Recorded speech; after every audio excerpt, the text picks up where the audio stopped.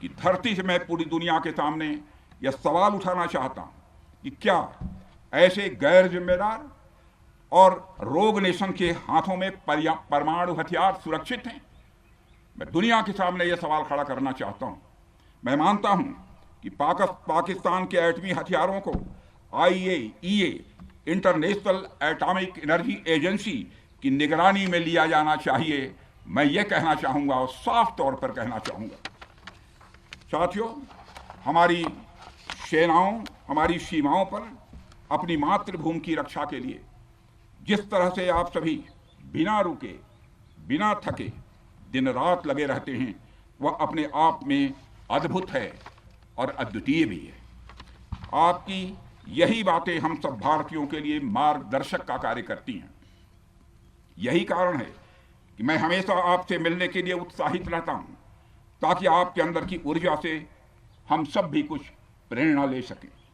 साथियों, आतंकियों ने पहलगाम में धर्म पूछकर हमारे निर्दोष लोगों को मारा।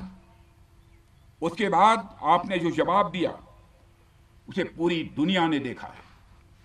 उन्होंने यह नहीं सोचा कि आम नागरिकों ने उनका क्या बिगाड़ा है, उन्होंने ऐसा क्या किया है कि उन्हें मार दिया जाए। पर मैं यह कहना चाहूंगा, आतंकियों ने भारतीयों को धर्म पूछकर देखकर मारा, धर्म पूछकर मारा, तो हमने आतंकियों को उनका कर्म देखकर मारा है। उन्होंने धर्म देखकर बेगुनाहों की जान ली। यह पाकिस्तान का कर्म था, हमने कर्म देखकर उनका खात्मा किया। यह हमारा भारतीय धर्म है। एक रक्षा मंत्री के रूप में मुझे आप सबको बेहद नजदीक से वर्षों से जानने का और समझने का अवसर मिला है। मैं आपके साहस और पराक्रम को तो जानता ही हूं, साथ ही साथ पहलगाम जैसी घटना के प्रति आपके गुस्से को भी मैं अच्छी तरह जानता हूं। साथियों, मुझे पता है कि पहलगाम के बाद आपके अंदर गुस्सा था, पूरे देश के अंदर गुस्सा था। मुझे पता है कैसा महसूस होता है जब धमनियों में बह रहा रक्त बेकाबू होने लगे। और मुझे इस बात की खुशी भी है कि आपने अपने गुस्से को सही दिशा देते हुए बड़ी बहादुरी और सूझबूझ के साथ पहलगाम का बदला लिया है। रही बात पाकिस्तान की, तो उसकी बात ही क्या करूं आपसे।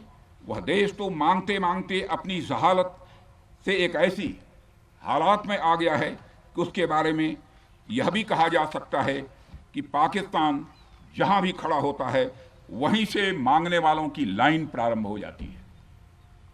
अभी आपने सुना ही होगा कैसे वह फिर एक बार इंटरनेशनल मॉनेटरी फंड IMF के पास कर्ज मांगने गया। वहीं दूसरी तरफ हमारा देश है कि हम आज उन देशों की श्रेणी में आते हैं जो IMF को फंड देते हैं ताकि IMF गरीब देशों को कर्ज दे सके। ऐसी स्थिति में हमारा यह भारत है। रामचरितमानस में स्वामी तुलसीदास जी ने लिखा है, जहां सुमतितः संपत्ति नाना, जहां कुमतितः विपत्ति निदाना।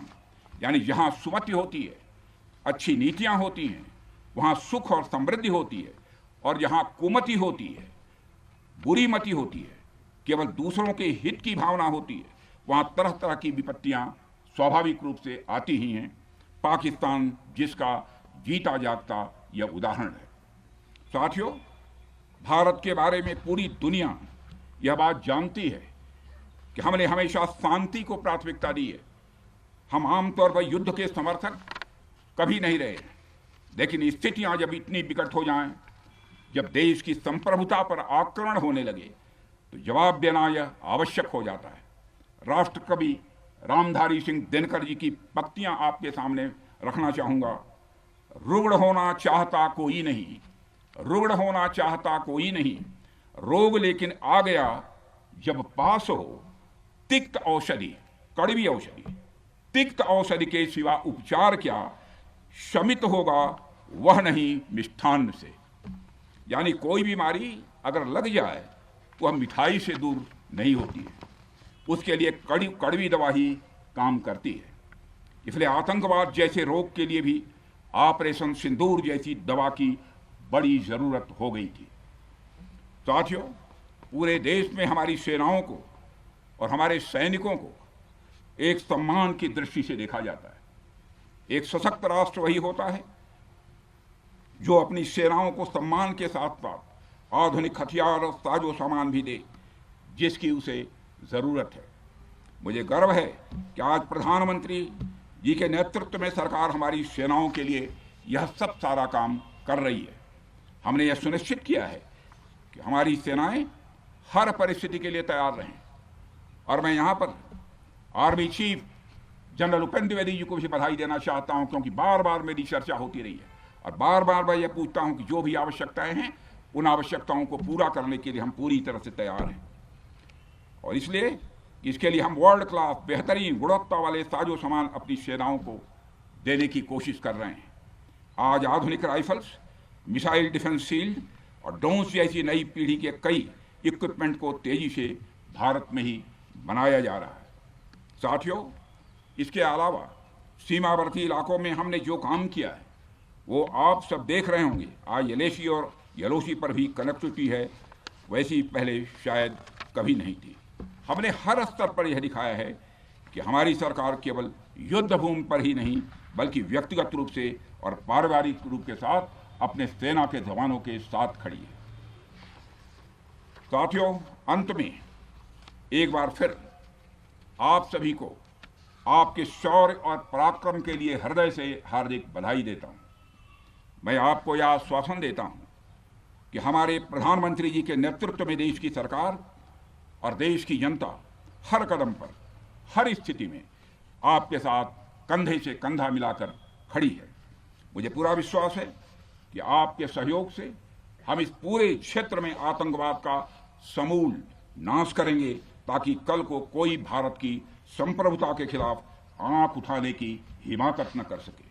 इसी आशा और विश्वास के साथ आप सबके शौर्य और पराक्रम की सराहना करते हुए और आप सभी को अपनी हार्दिक शुभकामनाएं देते हुए अपना निवेदन समाप्त करता हूं। बोलिए जय हिंद, जय हिंद। यहाँ का घोष वाक्य क्या है? भारत माता की जय है। क्या बात है।